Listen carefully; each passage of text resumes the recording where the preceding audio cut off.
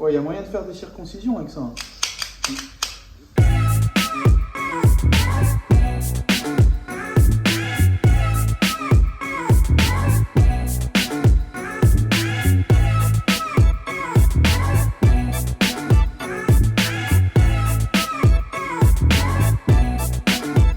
Bon, nouvelle journée, bonjour à tous, je ne sais pas si c'est une nouvelle vidéo, ça dépendra de mes rushs, c'est des weekly vlogs, oh, sous le soleil, des weekly vlogs à la plage, bienvenue à Tahiti, Yaorana.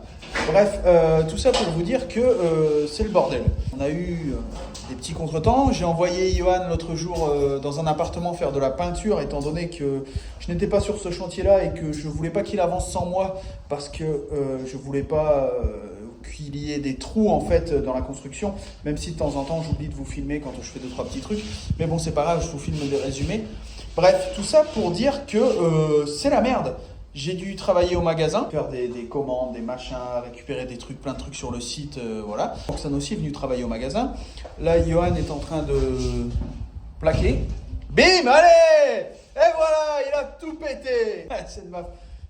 je te trouble, il me fait perdre le fil de mes pensées, il me trouble, c'est lui qui me trouble en fait. J'ai pas pu beaucoup avancer sur le chantier, j'ai dû aller refaire dans la maison de ma belle-mère, l'autre maison de ma belle-mère, quelques petits travaux qui n'étaient pas prévus.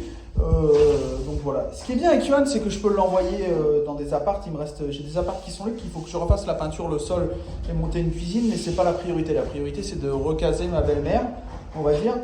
Donc on se met là-dessus, mais Johan, quand il a du temps libre et que je peux pas être là pour bosser, bah il y va. Donc voilà, c'est cool. Ne rechigne pas à la tâche, comme on dit chez nous. On reprend l'électricité, là où j'en étais resté. On reprend le plaquage, l'isolation. J'ai oublié mon petit chauffage d'appoint, du coup il caille un petit peu, mais il fait du soleil, c'est déjà ça. Mais il caille. Donc voilà, en avant c'est parti. J'ai acheté un nouveau dénudeur parce que ma pince a dénudé. Qui est celle-ci. C'est pas mal quand la gaine qui entoure le câble est assez rigide. Quand elle est plutôt élastique, et ben ça la tire et ça la coupe mal et voilà. On appelle ça plus communément de la merde. Donc voilà, j'en ai acheté une et Johan, mon ami, sais-tu où je l'ai mise? Ah, elle est là. Hop, Jokari comme le jeu, comme hop, comme cet outil-là qui sert à enlever le gros du câble. Bref, je vais tester ça tout de suite, on va voir. Je vous dirai tout de suite si on appelle ça plus communément, hein, comme dirait Monsieur Faucan, de la merde. Ça c'est mon Jokari, ça sert à enlever le câble noir et laisser ressortir les trucs. En gros, vous mettez à l'intérieur, vous tournez comme ça. Hop, vous faites ça, ça se casse. Hop. En même temps, ça l'a ouvert sur toute la longueur. En gros, vous avez une petite lame à l'intérieur qui sort... qui est très pratique, c'est pas mal. Bon, maintenant, ça. Le truc qui m'embête, c'est que c'est quand on prend en main, c'est un truc, on dirait un truc pour percer les oreilles en fait. Je me souviens un jour, avec un pote au sport-études, on avait 2 heures de libre. On s'est dit, bon, on va aller se faire percer les oreilles. Plaf, coup de pistolet. Le truc, c'est que vous faites ça. Ça fait ça à ras de votre oreille. Le premier réflexe, c'est de faire ça. Et du coup, vous êtes accroché avec le pistolet, ça tire. Bon, bref, vous pouvez régler la profondeur. Comme ça, voilà. Et on tire. Je me demande pourquoi je me suis fait chier avec l'autre truc de merde pendant tant de temps. Oh, oh, oh, oh.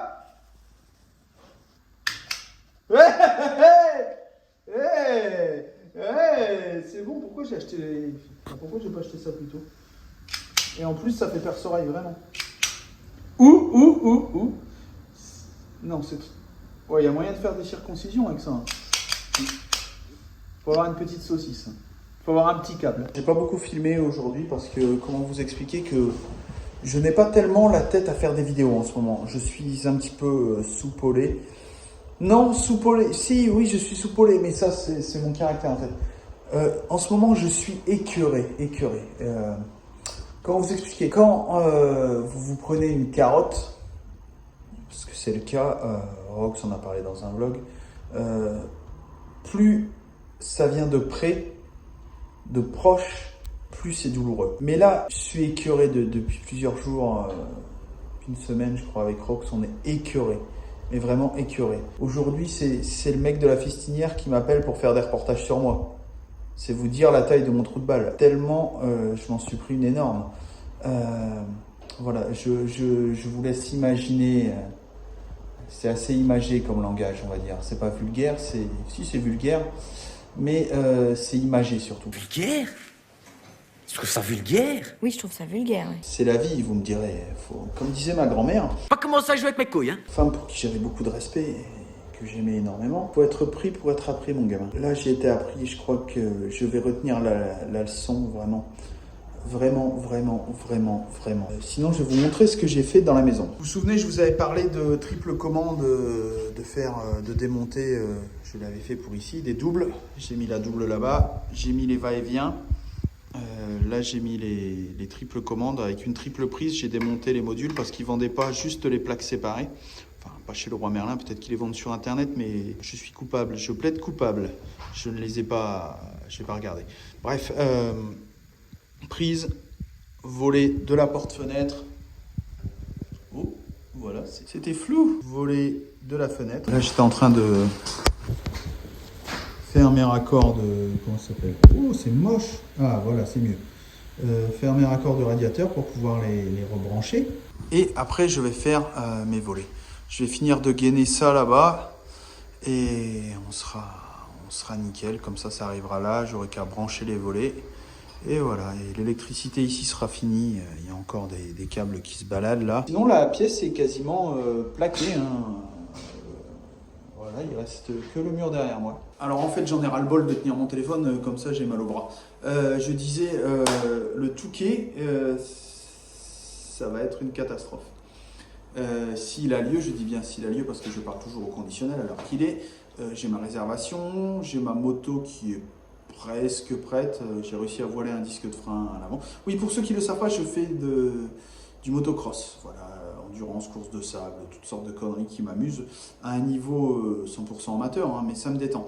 Et étant donné qu'en ce moment, je passe mes journées à emballer des colis chez Tiki Bloom, dans notre magasin, je fais minimum 80 heures par semaine, plus de 12 heures par jour, tous les jours de la semaine, donc je n'ai pas le temps d'aller m'entraîner, et le Touquet, je sens que ça va être une catastrophe.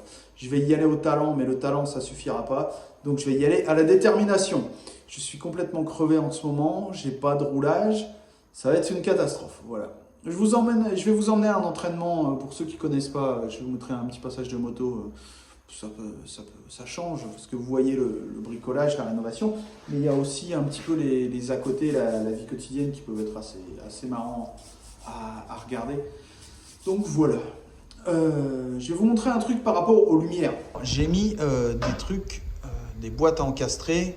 Normalement, on met dans le fond une espèce de douille qui se branche. C'est la nouvelle norme que je m'en bats les reins pour faire poli parce qu'on branche à ça. Ensuite, il y a un truc qui se clipse. On rebranche sur le truc qui se clipse. Voilà, je préfère mettre en direct avec des Wago. Là, c'est une douille de chantier avec une ampoule. Mais je préfère faire ça plutôt que de me prendre la tête. Donc j'ai découpé, j'ai juste laissé le truc blanc pour dire de faire un peu comme une boîte de dérivation. Le crochet, étant donné que ça va être des lampes super légères, je ne me suis pas pris la tête à refixer à la charpente. Normalement, c'est pour mettre des lustres.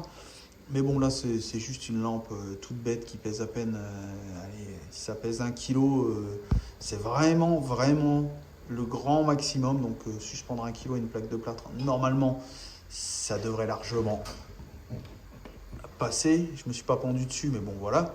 Normalement, ça supporte 25 kg. Vous le fixez au-dessus à la charpente ou à une poutre ou à je ne sais quoi.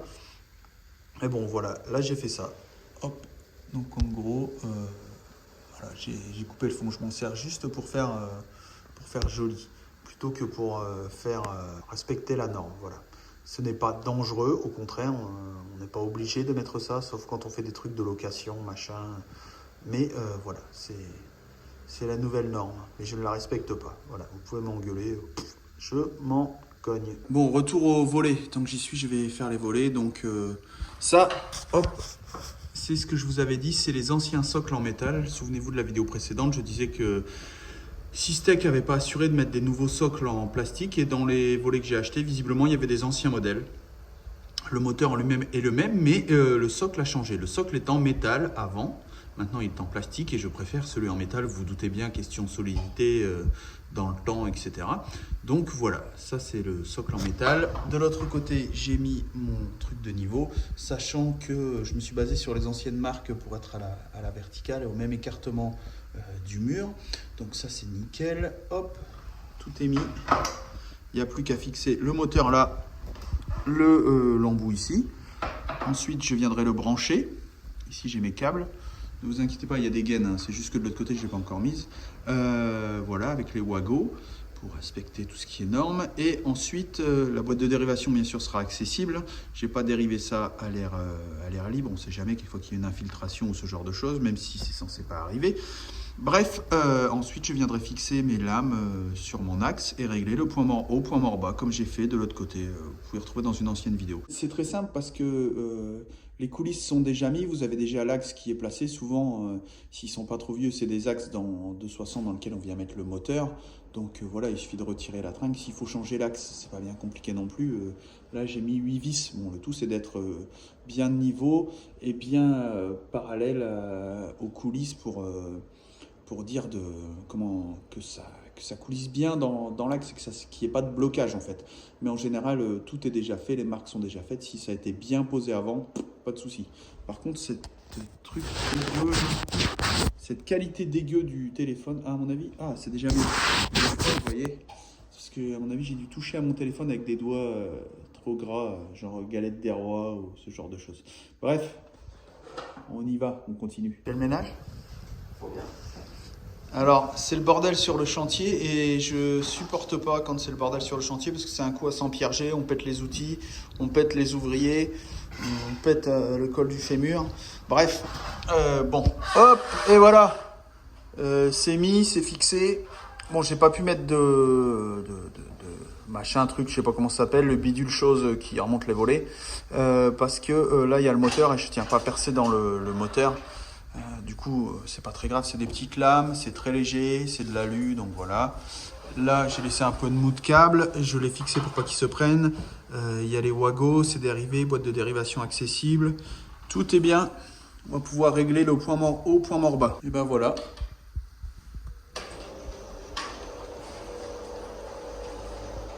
Ça fonctionne correctement, c'est cool, c'est encore une bonne chose de fait d'avoir tout réglé.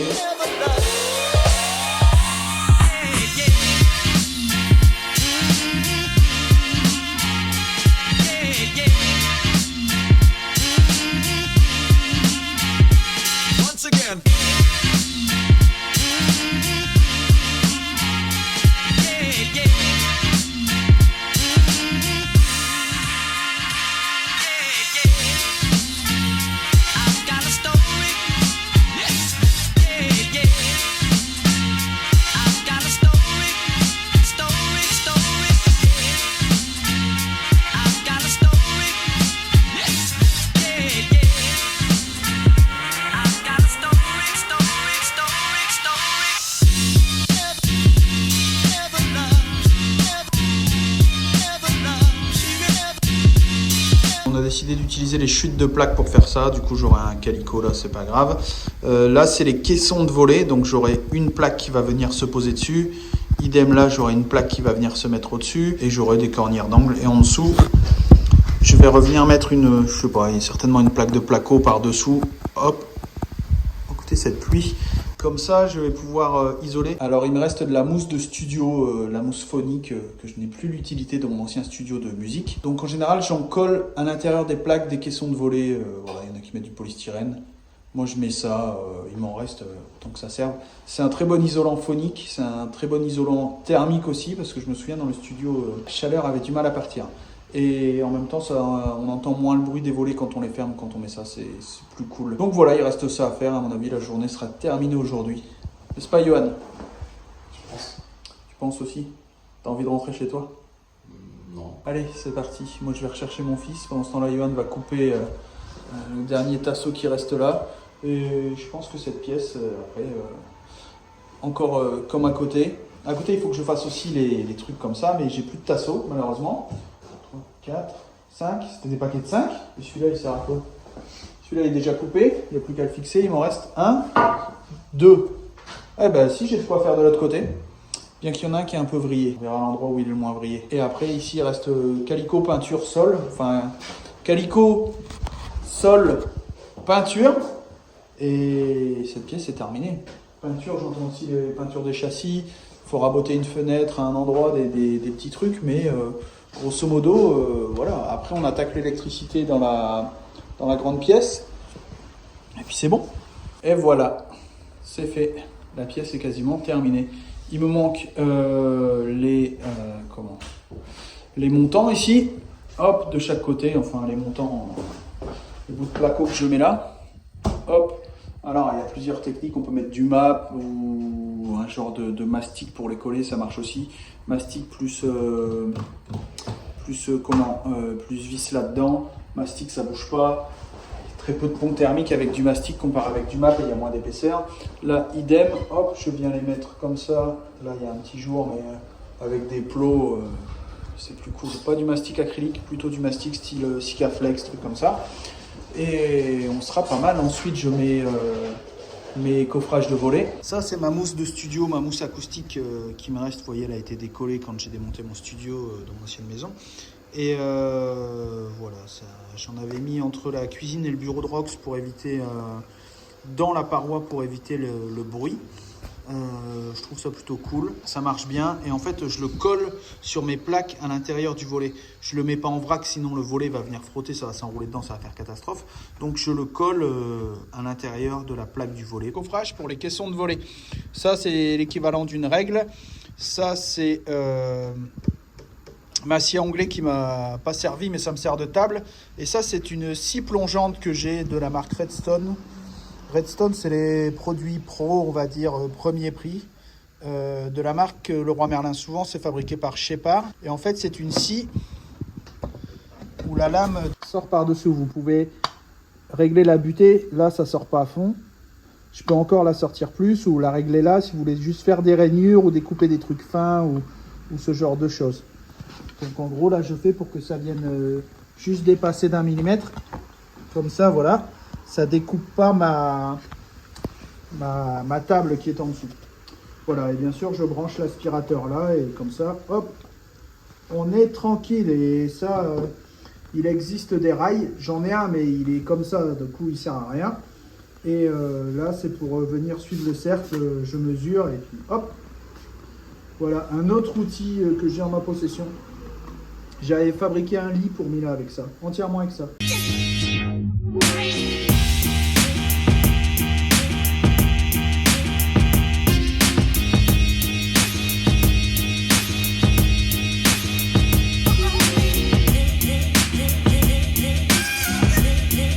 Bon, on avait une petite erreur de règle parce qu'on avait mesuré par rapport au bord et pas par rapport au trait.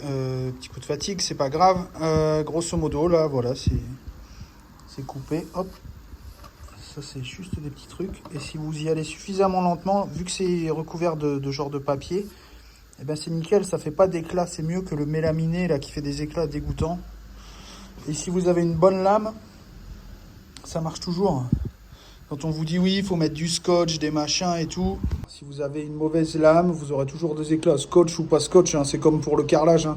Quand vous percez du carrelage, vous pouvez mettre du scotch. Hein. Si vous avez un forêt de brin, ça ne marche pas. Il faut des bons forêts, des bonnes lames bien aiguisées, bien adaptées. Plus vous avez de dents autour d'une scie, plus les dents sont petites, plus vous êtes précis. Plus les dents sont grosses et espacées, plus ça fait du gros bois, plus ça arrache. Bon, alors étant donné que c'est amené à être démonté, et pour pas que ça fasse moche et peindre les vis et ne plus savoir accéder au truc, voilà, j'ai ça. Ça camoufle. Bon, c'est un petit peu gros, mais c'est pas grave. En gros, c'est des trucs comme ça, voilà, qui se replient, qui viennent de chez Brico Dépôt. Voilà. Et vous mettez votre vis à l'intérieur et après, vous avez un truc comme ça au mur. Hein. Un petit bitonio parce qu'il faut savoir les démonter après les caissons de volet. Le jour où il y a un moteur qui grille ou n'importe quoi, une attaque de zombies ou ce genre de choses, il faut pouvoir accéder au truc.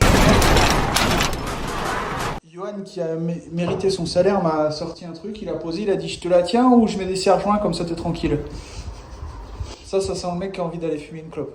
Enfin une cigarette électronique. Non? Non. Pour me laisser au travail. Non, j'aurais pas pensé à mettre des serre-joints. J'avoue que c'est une bonne initiative. Voilà, tu vas pouvoir aller travailler dans l'autre pièce. Voilà. Je te donne congé 5 minutes. C'est ça. Enfin, congé de moi. C'est mieux qu'un vrai congé quand je suis pas là. Vous pouvez demander à certains. Il est quand même intelligent ce garçon. Hein. Voilà, en gros, ça donne ça. C'est pas encore du plus bel effet, mais ça viendra après. De toute façon, il y aura des barrettes d'angle, étant donné que j'ai coupé là comme un gros dégueu. Et en dessous, il y aura une plaque qui va revenir, bien sûr. Et il y aura également des plaques sur le côté. Allez, on va avancer un petit peu après ça. Et voilà! Donc, il me manque encore les petits trucs du côté là. Hop, et la plaque qui va venir en dessous. Après, cornière d'angle PVC. Vous inquiétez pas, ça va le faire. Je vais les fixer en dessous des tututes, comme ça elles tiendront par le mastic et le truc. Mais je ne les colle pas en dessous, comme ça quand je veux démonter, ça fait nickel. Voilà.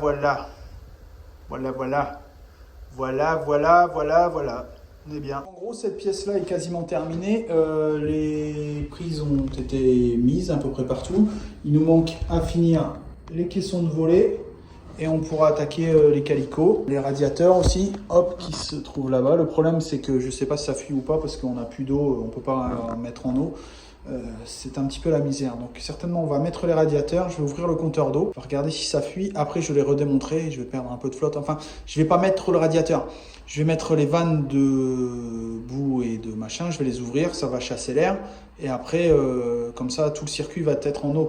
Il va falloir que je mette des bouchons à certains endroits. Je vais perdre des olives, mais au moins ça me permettra de tester si dans les murs, c'est étanche ou pas. C'est ce qu'il y a de quasiment le plus important, je pense. Parce qu'après, si je fais les calicots et tout, je ne peux pas rouvrir. Je peux retirer la plaque là, c'est facile, il y a 10 vis à enlever. Normalement, ça se fait pas trop de retirer les plaques de plâtre et de les revisser, mais c'est pas bien grave. Et comme ça, je peux voir si ça fuit ou pas. De toute façon, j'arrive à passer mon doigt à certains endroits, mais pas énorme. Mais voilà, ça va être cool. Par contre, là-bas, ouais, si je sais retirer la plaque. Au pire du pire, je fais un petit trou, je passe mon doigt, je regarde si ça fuit. Et voilà, et je remets un truc. C'est pas la mort non plus. Et en fait, vous découpez à la scie cloche et vous découpez et vous gardez le bout que vous savez découper. Et après, vous pouvez le remettre, vous mettez derrière une petite plaque, un petit bout de bois, et après, hop, de la bande grillagée, ça sert à ça, à reboucher les fissures. C'est bon ça. Et ensuite, un petit coup d'enduit, et ça passe inaperçu. Johan est en train de faire des merveilles. Ah ben voilà, il vient de blatter une vis. Mais il était en train de faire des merveilles pendant que j'étais au téléphone, de découpage, de finition, de ça rentre pile poil. C'est bien, on a bien fait de l'engager ce gamin-là. Il ira loin. Enfin, il ira pas trop loin, on va pas chez la concurrence. Hein. Attention, là ça va blatter. Ah non, ouh, il a chopé le coup de main. On sent qu'il est célibataire. Il a le coup de poignet. Désolé, c'est des vannes de chantier. Alors j'ai oublié ma scie sauteuse et mon multitool, du coup. On a fait comme on a pu avec la scie plongeante et on a fait avec la scie japonaise à main que mon grand-père avait payé il y a quelques temps. Je me suis dit jamais je me servirai. Il avait raison, Marceau, il avait raison. Oh.